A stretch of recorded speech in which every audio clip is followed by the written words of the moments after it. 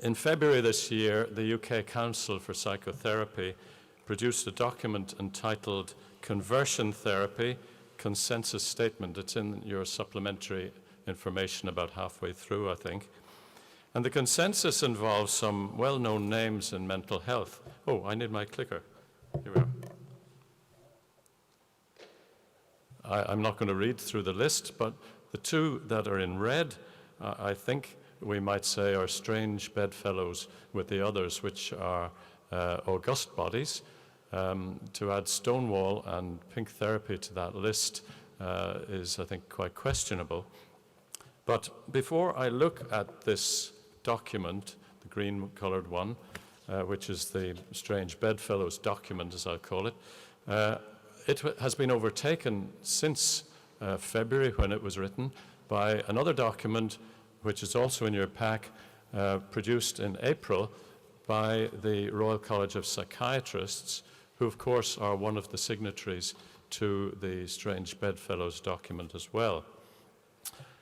And the Royal College have done us the courtesy of, Peter and I have been very critical of them, we've written to them and so on, and they've done us the courtesy of responding, not mentioning us, but de facto we know that it's a response to us with this document.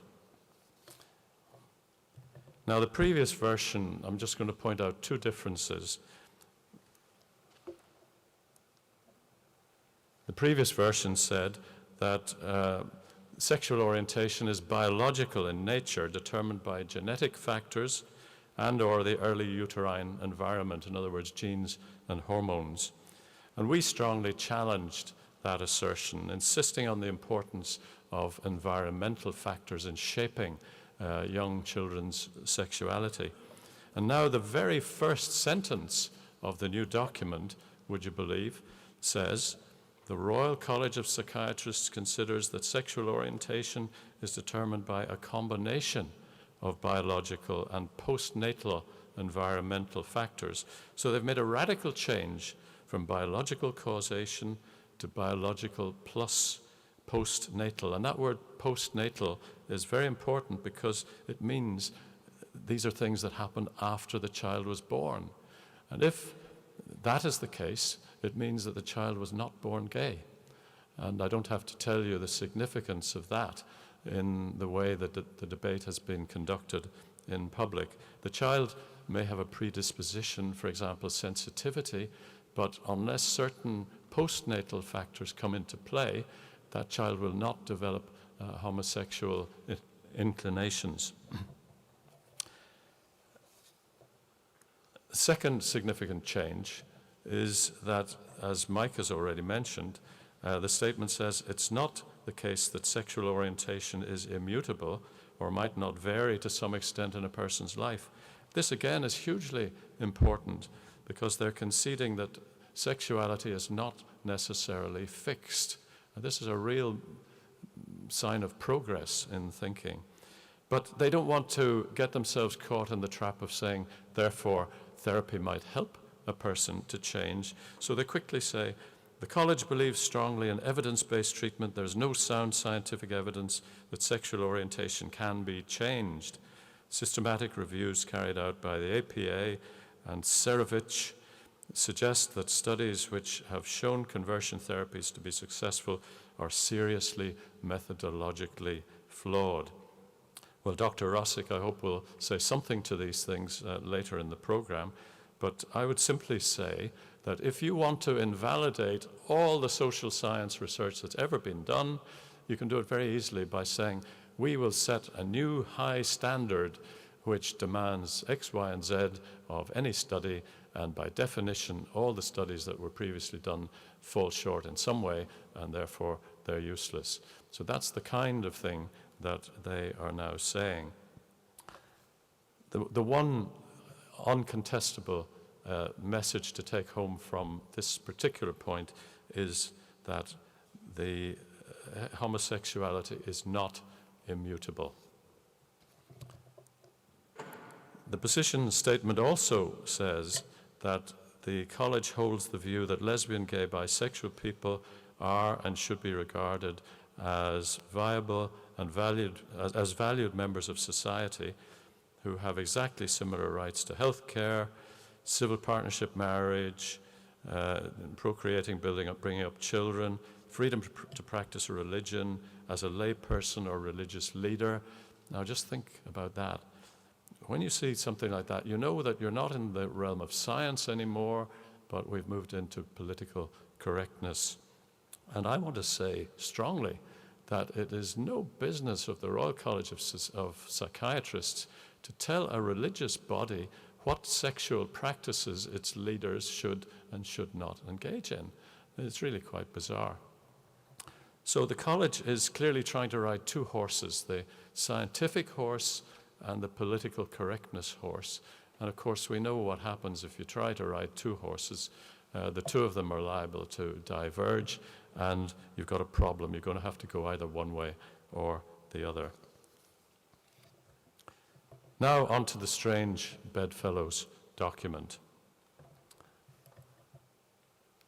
Yeah. They ask three questions, and I'll go straight into the first question. What is conversion therapy? They say it's the umbrella term for a type of talking therapy or activity which attempts to reduce attraction to others of the same sex. So notice two things here. First, they say it's about talking therapies, and that's really good to see, because we're not talking about electric shock, we're not talking about nauseous drugs, we're not talking, hands up how many people saw the program with Dr. Christian a few weeks ago, where he was vomiting on camera and going into electric shock stuff. And we are not talking about that. That is a deliberate attempt to mislead. So I'll leave the science on this to Dr. Rosick. The judgment of the statement is that all of these therapies there's no good evidence that any of them work, and they say we believe they have the potential to cause harm. I'll leave that to Dr. Rosick. But one statement one expression in the statement caught my attention. It says, "We believe it has the potential to cause harm." Now, "we believe" is a very unusual phrase for a scientific document, and it suggests to me that although they claim to be evidence-based, they're actually riding the horse of ideology. It's a matter of what we believe and not what we have demonstrated by science. Now, their second question. Why do therapy professionals consider conversion therapy unethical?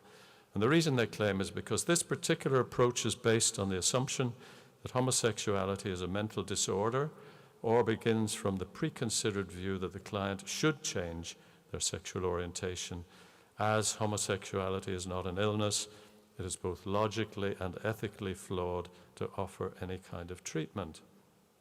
Now that's nonsense in itself, because if I have a problem with my wife, marital strife, I can go to a therapist. We're not ill, but we can still get help from a therapist. They refer to this particular approach, but they've already said earlier on that they're talking about an umbrella of different approaches, not one specific approach. And what they're really saying is that any and all therapeutic approaches to seeking to reduce same-sex attraction are unethical. Well, why do they say that? Because they don't consider homosexuality to be an illness. Now, I'm not going to get into the semantics of illness versus whatever else. So I want to consider a practical example. Married man with children feels torn by same-sex attraction. It's pulling him away from his wife, away from his children, and the question is, should he be allowed to seek help? And this is the poll, the Comres poll question that Mike addressed, where the general public said, yes, he should be allowed. But the statement says, questions around sexuality can be challenging and difficult. Nevertheless, we believe, notice, we believe it would be irresponsible and potentially damaging for a therapist to offer to try and change sexual orientation. Isn't that tragic? They resort again to the "we believe" formula, and a man is denied the possibility of saving his relationships with his family, not because of evidence of harm, but because of belief. And another most important question is usually omitted, and that is the fact that by withholding therapy from somebody, you may actually be harming them. And that's a very important thing to factor into this discussion. Their third question of 3, what does research tell us about conversion therapy? And here at last they ask the question, is there any evidence that such therapy can change sexual orientation? And they rightly say that the highest form of evidence is randomized controlled trials, and they say none of these have been carried out, and therefore ... The next best form of evidence is a systematic review, and they refer to 2 such reviews. In fact, the very same 2 by APA and Serovich that I mentioned a moment ago in the Royal College document. But unfortunately, they don't refer to the best and most recent study by Jones and Yarhouse in 2011, which found that religiously mediated therapies did succeed in helping people to reduce same-sex attractions, and that overall people were helped rather than harmed.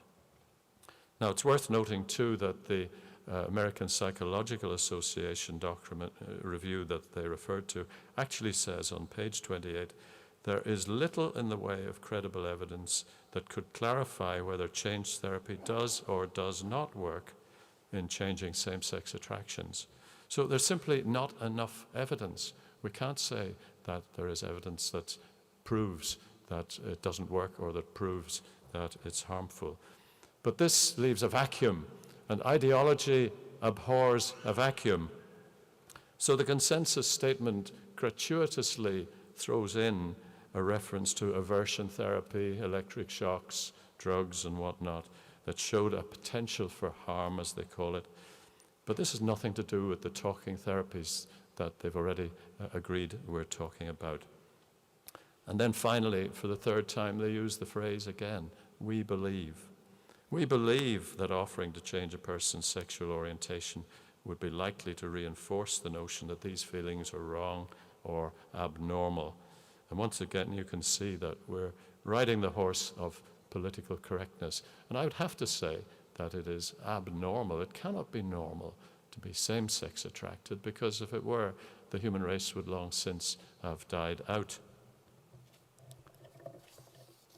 So my summary is there's a lack of science, and they make 3 affirmations that we believe, and there you have it. Now, that takes us to the end of that document, but the very last paragraph, if you have it open in front of you, says for further reading.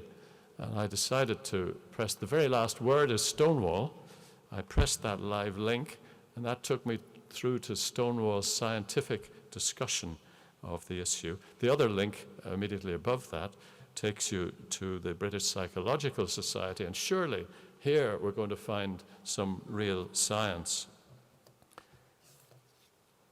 Stonewall's take is 2 things.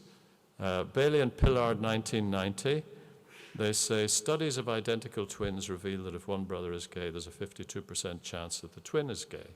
Now that 52% figure was repeated by Peter Tatchell in a debate a year ago in London, but it's junk science, because the very same Michael Bailey, who wrote that study, about a decade later did another much better study in which he said that the 52% figure was inflated. And he claimed that the true figure was actually 20%. But other people then looked at his work and they said, actually, Michael, it's 11%. So the 52 comes down to 11. Their second reference from Stonewall is to Dr. John Money. And they say that he says that homosexuality is multivariate. They describe him as describing the current scientific crux. Homosexuality is multivariate. There's certainly a genetic component, he says, but not enough data to state that it's an exclusive influence. Hormones that affect the fetus play a part. So he's actually saying that it's between genes and hormones, but that's biological. That's the position that the Royal College previously held, but they've now abandoned. John Money has no room for postnatal factors, and so he is just wrong. But not only is he not current, he's dead quite a number of years ago, but during his lifetime he was disgraced. He was fired from his job in Johns Hopkins. His department was closed down because of terrible scandals, and one in particular where there were two twin brothers, one of whom had a tragic botched circumcision operation, and John Money jumped in and he said, we'll raise this boy as a girl, and his twin brother we'll raise as a boy, and we'll see, excitedly for scientists, we'll see what happens. And he came up with the theory that you could socialize a boy into being a girl, but it didn't work. And the tragic end result was that both of these twins of this poor mother killed themselves. And that's why his department was closed down and he was sacked. Now, there's a Horizon television program was done a couple of years ago on all the detail of that. If you Google 3 words, John, Money, Horizon, you'll find that program, and that'll be the best half-hour investment of your time that I can suggest today. So it's a very sad fact that the major mental health professional bodies have subcontracted their science to Stonewall. But I haven't mentioned yet the link to the British Psychological Society. I clicked on that link and looked at the document, and the first phrase that came up at me was BDSM. And I checked how often is it mentioned. 24 times it's mentioned in this document, as though it were a valid lifestyle. And I've put this final slide up to show the difference between, well, let me describe it. The top right-hand corner box shows the kind of submission involved in BDSM, bondage and discipline, dominance and submission, sadomasochism, and tragically the vast majority of people, say the BPS, who engage in these things, do so for the pleasure that it brings them, and they don't suffer any harm. Now that's one kind of submission. There's another kind of submission in the top left box, and that's Christian submission. Husbands and wives and all of us are instructed to submit to one another as part of our Christian lives. And I find myself asking, which is the better for a healthy society? What has happened to those organizations that are responsible for our mental health? And will the church take a stand to uphold the one and oppose the other? I'm an Irishman, so what I say can be interpreted in different ways. I'm going to close with a hypothetical question to a hypothetical archbishop.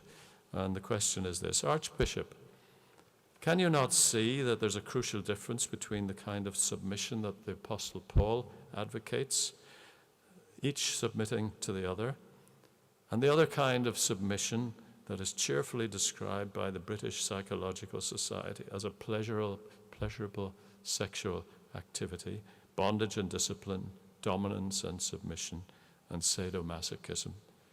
And is the church not supposed to live out a sexual morality that represents light in the darkness and salt in society?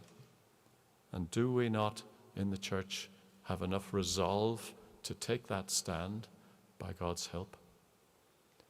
Thank you.